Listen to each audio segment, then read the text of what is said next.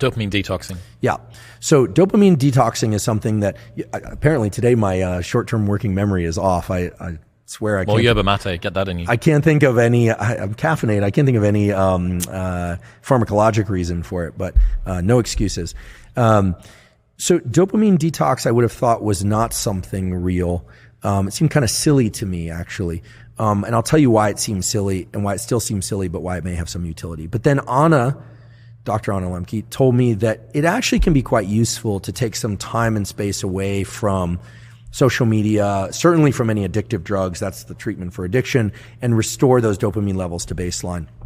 Now, the way that dopamine detoxing was initially described in the Bay Area, where it seemed a lot of tech types were talking about it, was in terms of, I heard something like, oh, people aren't even looking at other people's faces. They're really kind of living this like monkish lifestyle, like no food that they really enjoy, no anything. That to me seems kind of crazy and kind of extreme. I mean, I can understand not ingesting a lot of highly palatable foods, eating some blander foods. I can understand certainly not doing any prescription drugs or taking some time off from caffeine. Caffeine increases dopamine receptors, which makes the dopamine that's available more powerful at evoking the dopamine response.